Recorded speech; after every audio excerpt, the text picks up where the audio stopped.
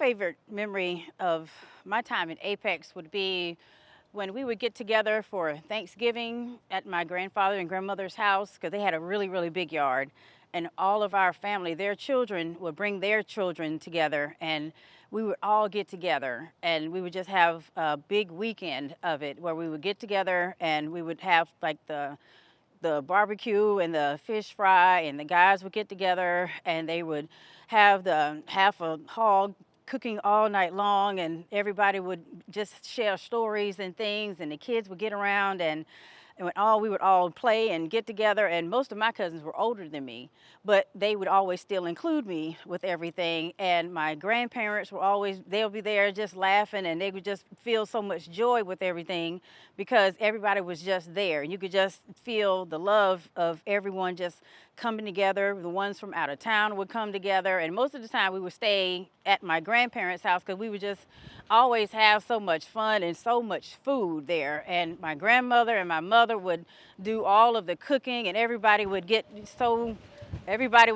much food, and it would have almost the platters. They would just have platters and platters of food, and you could just feel the love in the cooking of it. But it was just coming back home, and call it the home place for Apex, and everybody would just come back, and you just waited for that time every year to come back home to Apex. And there was no air conditioning or anything. There was always the big heater that was there, but it was just that time, and everybody always still talks about that when we would just come back, and everybody wanted to come back home, and our grandparents would just made it so much love in the house. And you could just tell just like I said, just from the stories and the laughter and the love of it all. And sometimes we would have to get out there and shell all of the pecans together, and because there was a lot of fruit trees, and my grandfather had the farm and the smokehouse and everything. And so it just brings back so many great memories of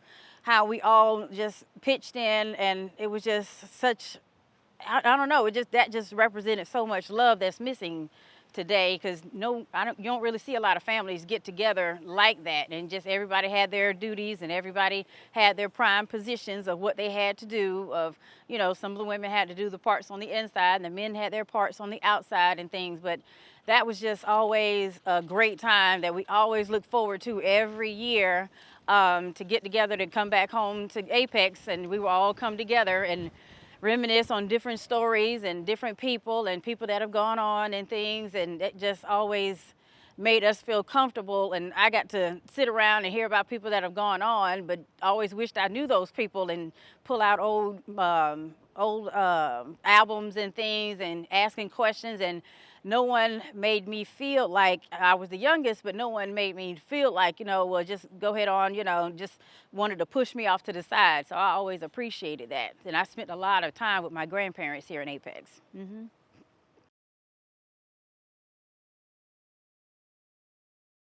Well, one real important time that I had here in Apex was when my grandfather passed. My mother and I used to always come back and forth every day to take care of my grandparents. And when my grandfather passed, she had to make a decision on whether to stay at home where we lived in Raleigh, or to come and stay with my grandmother and to take care of her. And she had to make a sound choice of which one she was going to have to do. And things were kind of rocky at home, so she ended up making a choice to move to Apex. And she had told me years later that she was so glad that she moved us to Apex, because I had better opportunities as far as schools. I had better opportunities as far as just the lifestyle, because it was more laid back. I had more freedoms in Apex. It wasn't quite as hustle bustle as it was in Raleigh, because there was a lot of traffic, and I was able to, because I love to ride my bike, and I was just always free to kind of ride my bike, and I always liked how downtown reminded me of Mayberry slightly, and I could ride around and just ride and just be free and just and just keep going all day long, and then come back, and then I could help out at home when I needed to help out at home with her and my grandmother. And I remembered her saying that she had wished she had moved a lot longer, and maybe that could have helped the situation a lot sooner. And she ended up opening her own business at 54. She ended up opening up her own family care business. And I always thought a lot of her for doing that as becoming an entrepreneur in her 50s for the first time. And that led me to want to pursue being an entrepreneur just myself. And she did so much in her life, and all because of being at Apex. And it just made me feel so proud of her and what she had to do and how she had to just stand up on her own 2 feet like that. But it just still was just being in Apex and being a part of Apex and coming back home to the same home place in Apex. And so it just always seems like it always had a stamp and just had a presence in my life. We just always come back to Apex, and that feel-good moment when you just come back to Apex. And we still had those same holiday moments when my grandparents were still, my grandmother was still around, but we still would come back for the dinners and everything. She really couldn't cook, but she was still around to cackle with the rest of us and things. My mother would do all the cooking and stuff, but she had that family care home, and she served with that family care home for over 10 years. And she never had any audits. She never had any paybacks. And it just made me so proud of her and the things that she accomplished and the things that she did later on in life.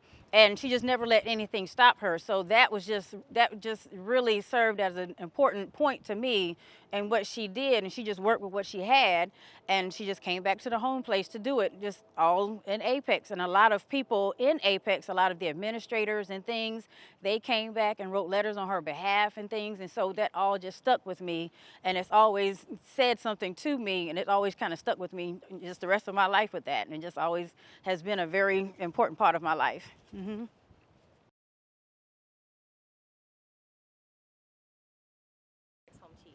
Well, there's just so many things that make Apex home. I've always had a sense of pride of Apex just being home, even though I was born in Raleigh, but I always just say I've just been raised in Apex, and I've just always had a pride of Apex just being home. With my cousins, we always say we're just born and raised in Apex, and we always talk about being the peak of good living. And even when I pledged and went to school in college, and that was the first thing I chanted about being from the peak of good living. That's just always been my thing. Just always had a pride for Apex. It's just, I don't know, it just has a feel to it. It just always has been a great feeling. Apex has just always felt like home. It just always, I'm not sure just how we were raised or just how the love that we got. And our home wasn't that lovey-dovey, like always said I love you, always said I love you. It was what was done, not what was said, because we were taught people could tell you anything. And they can say anything and then, just lie to your face. But it's what someone does, not what someone says. And, how they treat you. And we were always treated with a lot of love. It was just how someone, if they kept their word with things and if they always did what they said they were going to do. And Apex has just always been that place that has always had a special place. It just always had that specialness to it. Even when I drive back, it just feels like something in the air. It just feels like something, and when you just come back to it, even when I come back for the festivals and things, you can just feel it, even though it's grown a lot.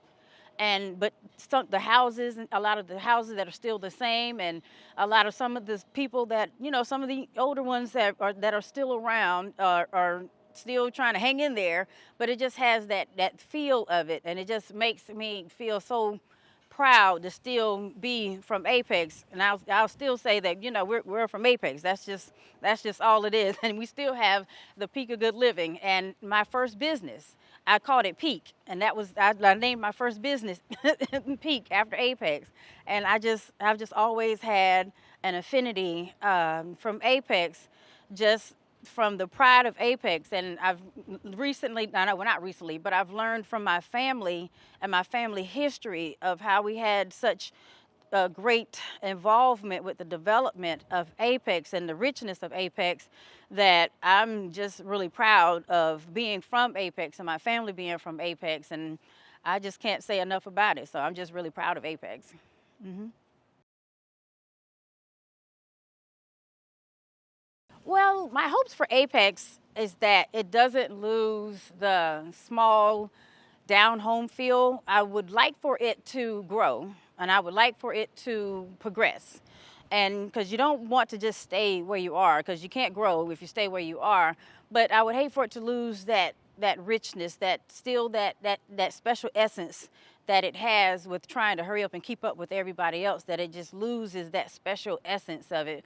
But I would love for it to not be swallowed up by some of the other towns that are all around it, because I've noticed that a lot of other towns around it are just kind of gobbling up every little part around them, and they're trying to advance so much. But I do hope that it keeps some of that nice coziness that it has, and where it seems like the kids can feel like they have a peace and a calmness and a safeness about it, and not have that big city feel, but that it can feel like, they can have that safetyness about it, or they can just, kind of walk down the street or still ride their bikes in and out of the neighborhood without there being a problem, and still be able to know that they can go somewhere and go to nice restaurants and still be able to go shopping, and but still have their nice neighborhoods and things like that. So maybe have a nice steady progression, not too fast, but a nice steady progression will be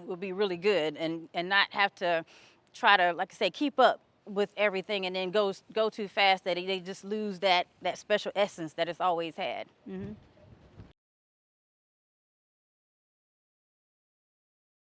Okay. Well, my grandfather is James Herbert Matthew Sr., and he worked for the town of Apex. Started back in the 1920s, actually. And he was a self-taught electrician, actually.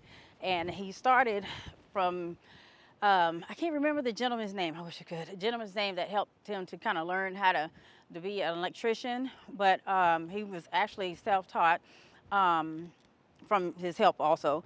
But he had actually took his time to learn how to help with the efficiency of getting the electrical system up for the town of Apex. And he had learned his job so well that a lot of the other, I guess, the electrical engineers that had got master's degrees and bachelor's degrees, they were coming to him to ask, to solve problems and to be able to figure out ways in order to do things. And he would help with situations day in and day out. He was actually a very good worker from what they tell me, and that he was a very outstanding worker. And it got to be so, I guess one evening or one day, that he was actually electrocuted by one of the transformers, and it was so bad that it messed up his heart.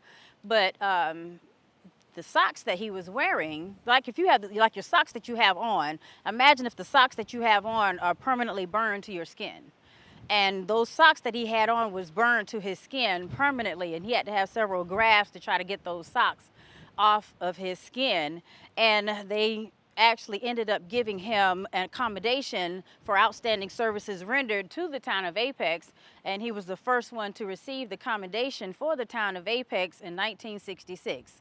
And I just wanted to be able to have him recognized, because my grandfather I just thought that he just couldn't do any wrong. He just was always seemed like he was always doing something, but that accident he ended up having heart issues after that accident. He had to retire, but he wasn't able to sleep laying down anymore. He had to sleep sitting up, but he still was able to keep farming. He was still able to do things around the house, and I just thought he was a superstar, because when I would ride with him downtown to get different things that he needed for the farm, people knew him, and they would talk to him and call him by name, or whether it be Mr. James or Mr. Herbert or just different things. And I just thought, he was just, I didn't know what was going on, that everybody knew him and would talk to him and would ask him questions, and they would still ask him questions about things on the job, and he knew the answer. And I was just like, I couldn't believe, like, how would he know all this stuff? And they would just ask him stuff, and he just would tell them stuff, and, well, you need to do this, and you need to do that, and then we just get back in the car and ride off. I was like, well, Granddad, how do you know all of it? He's like, well, I used to work with them. I was like, but that was a lot. And he's like, well, it was just something I had to do. And then he just didn't think anything of it, just went back to work. But I just couldn't believe all of the stuff that he had done in his lifetime like that. But when I went back and I read the books and the centennial that was done back, and it was in the library, and I flipped through the pages, and it kind of bothered me because his name or what he had done wasn't in the Apex Centennial book. And so I started asking questions downtown, or asking questions for the town of Apex about him having the recognitions. Yes, he did get the commendation in '66, but he wasn't in the history books. And so I wanted to have him to be recognized in the books and have him continuously recognized because, I mean, we just be honest, 1966 was a kind of a tumultuous time, and it was a tumultuous time for a black man to receive a commendation like that and receive a commendation for anything, but to receive the first commendation, that should be something that should be recognized. But to just kind of leave it printed, that's okay, but it needs to have his picture there to recognize that at least Apex had the forethought to have him recognized in 1966, because that would say a lot about Apex, that even though, you know, he was a black man, that we're not going to just, you know, push it under, you know, rake it under the rug, that we're going to recognize what he did for us, and we're going to, you know, go against the grain and give him the commendation that nobody else has. And so they should recognize that, you know, continuously, and let everyone else know and let all the generations know to come that, you know, we had the forethought to do that even now today, and let people know that, yes, we're kind of pioneering that, and we would, you know, kind of set the precedent that even in '66, we weren't just going to be, you know, stand by anything or, you know, kind of go against those racial barriers and just recognize him for his work and not for the color of his skin. And so I just wanted to have him still recognized for that. And I just have been, you know, writing letters and writing emails and going to the different mayors and going to the different offices and different things. And so I'm glad that you're giving me the opportunity to at least still have him, or at least be able to try to start having him recognized for that, because he was such an outstanding man, and he would always say, you know, he would always try his best. Nothing beats a failure but a try, and the best he could just try, all he could do was his best, and he was going to at least give his best. That's all he could do. And so that's all I wanted to at least have him recognized, because I just love him to death. So he was just always my hero.